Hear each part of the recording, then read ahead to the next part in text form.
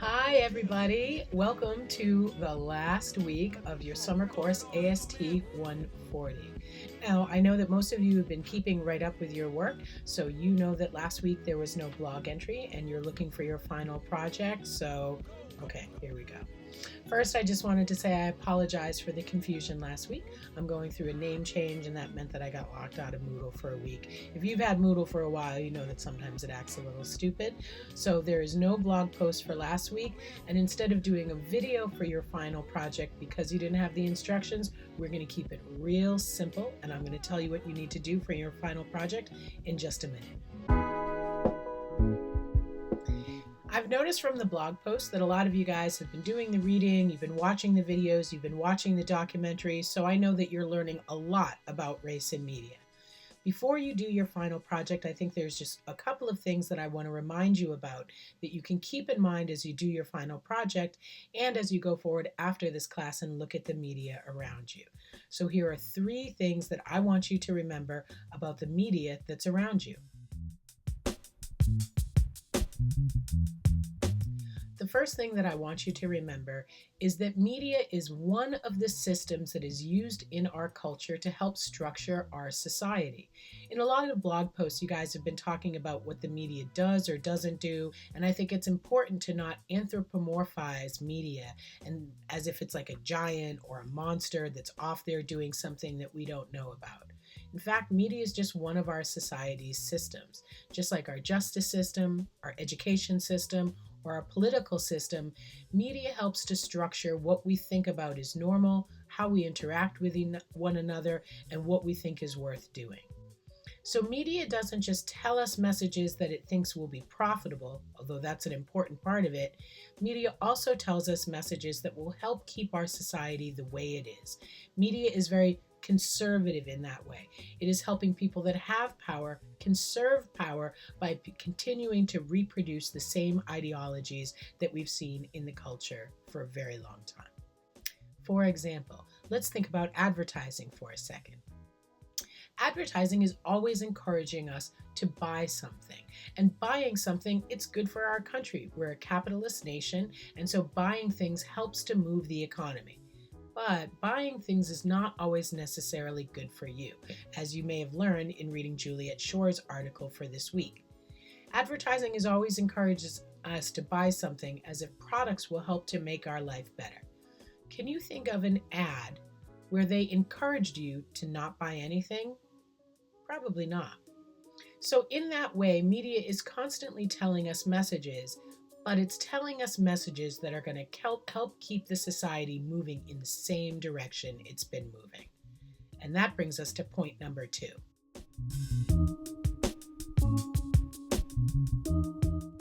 The values that we see in media are a reflection of the values of America. So when we think about the messages that we see in media around sexuality, around gender, around class, around capitalism, and especially around race, those messages are going to replicate or reproduce messages around the ideology in our society. That means when we look at news reports around people of color, they are overwhelmingly going to be messages that reproduce the same stereotypes that you've been learning about in your textbook. Black people are lazy, Latinos are problems coming over our borders, or all Muslims are terrorists.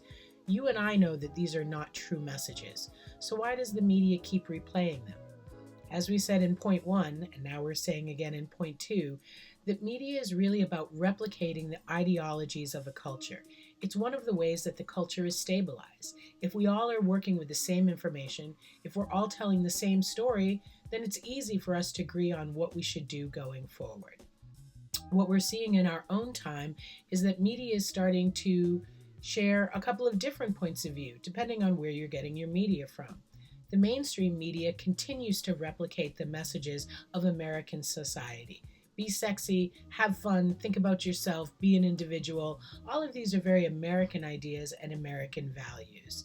When we look at media that's being made by individuals, maybe the stories that you're reading online, that great blog or podcast that your friend makes, the media made by individuals tends to represent the ideologies that individuals hold.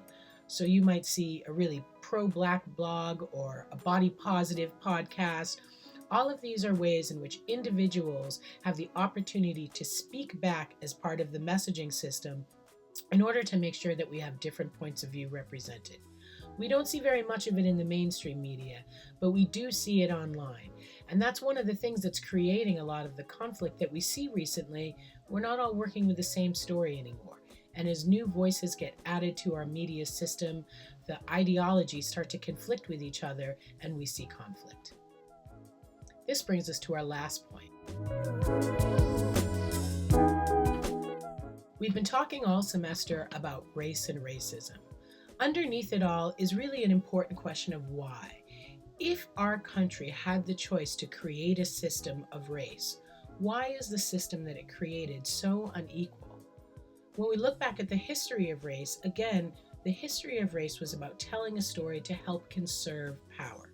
In order for America to become the large country that it's been, we needed a booming economy. And for a booming economy, unfortunately, the way that this country was created, we needed slaves. In order for us to have slaves, we had to create a narrative about why some human beings should be free while others should be enslaved. This may surprise you to know, but back in slavery, and even now in 2017, some people believe that Black people were better off under slavery. That's demonstrably not true. However, because of the power of narratives, people held onto that idea, and it allowed them to support policies and practices of the government that created inequities in our society. We might even see the same thing now. For example, this week we're seeing a booming healthcare debate going on in the media. You'd think, doesn't everybody think healthcare is a human right? But one of the president's own advisors, Kellyanne Conway, said if people lose their health care, they should just go get a job. Now, if you listen to this story, it seems to make sense, and it might make some people support policies and practices that would take health care away from millions of Americans. But having an opportunity in the internet for other people to tell their story will help to create a challenge to this ideology. And again, that's one of the reasons we see so much tension in our culture. Race is a way of structuring power relationships. It's not biologically true, it's not a natural construction, but America's construction of race is something that helps to move the engine of our politics, our economy, and our society. So the why about race isn't about race at all, it's about power. And that's really important to understand when we look at media messages. What we really want to know is, how do these media messages replicate the same systems of power that we've seen before?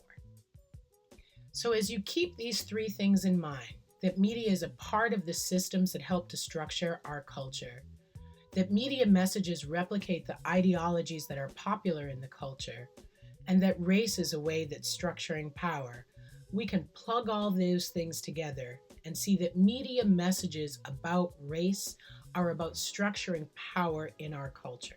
That's why it's so important for us to be media literate and to get media messages about race right in order to become the equitable society that we said we wanted to be from our Constitution all the way up until today.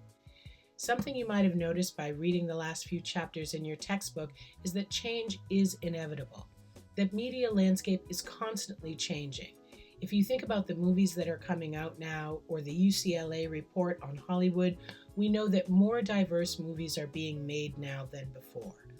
And we know that those movies that have casts that are more than 40% diverse characters do better at the box office.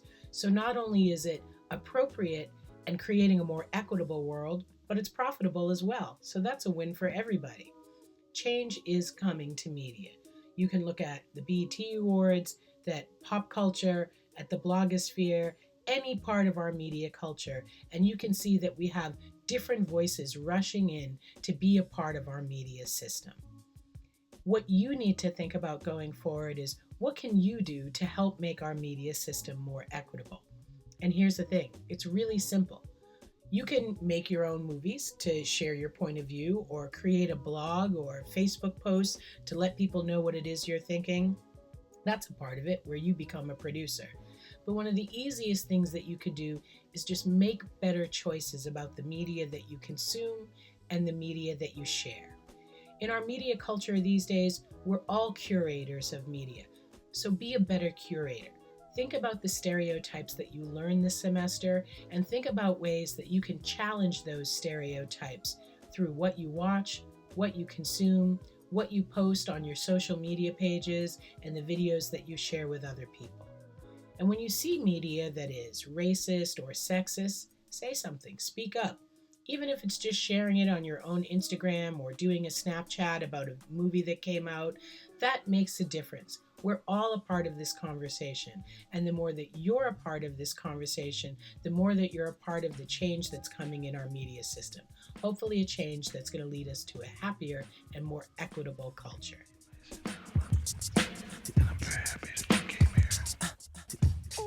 Okay, now for your final assignment. Now that you're thinking about some of these ideas about media, and now that you've learned all of this stuff in these textbooks and you've analyzed a lot of media and you've looked at a lot of video, I'm going to ask you to pull all that together one last time. We're going to keep this assignment short so that you can get it done by the end of this week. What I'd like you to do is write a 2-page paper about any piece of media that you choose that has been made within the last year. It could be an ad, a viral video, a music video, a song, a commercial, a blog, a viral video, anything that you want that is a piece of mainstream media. That means that it was made by a big company, not just your friend down the street, so that we can look at mainstream media ideals that we've been studying all semester long. Once you choose a piece of media to analyze, this is what I'd like you to do. Write a short paper answering the following question. Is it racist? Is the piece of media that you chose racist?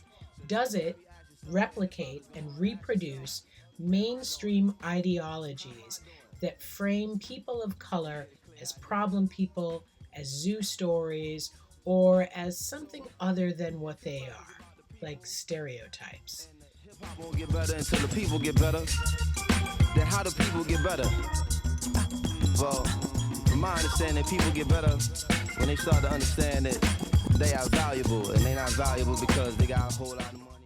In order to help guide your deconstruction, you might think about going back to the beginning of the class and looking at the ad deconstruction video that I posted a few weeks ago. To help you complete your deconstruction, let me remind you that a deconstruction looks at a couple of different parts of media. First, it's a textual analysis, so it looks at the text itself. What's the story here? Who's involved? And what kind of ideas, values, or points of view are told in the story? Second, it looks at the political economy. Who made this media? What corporation, company, or channel produced it? And what is their point of view? And thirdly, it looks at audience reception. What did the audience think about it when they see it? You could look at comment boards or comments under a YouTube video to get a sense of what the audience thought of this. Use these 3 ways of looking at media and all of your notes and information from your texts to analyze your piece of media. Write it up in a real short 2 to 3 page essay paper, and then you can post it on this Moodle page below. I promise to have a link for you this time. That's your final assignment in media and race, and any time that you complete it before Saturday night is fine, and then you will get a grade back and you'll be done for this class. Come on, bounce. As always, if you have any questions or if you have any trouble or you want some more information, feel free to shoot me an email and let me know. If you want to share anything with your classmates, you can feel free to share that with me, and I'll post that on Moodle as well. So that brings you to the end of your media and race class. All you have left is 1 paper to do and the readings for this week, and you're all done. I hope you enjoyed taking this class, and I hope you enjoyed learning about media and race. Running like a caravan trader. The world is overrun with the wealthy and the wicked, but God is sufficient. It disposes of affairs. Government and stockholders try to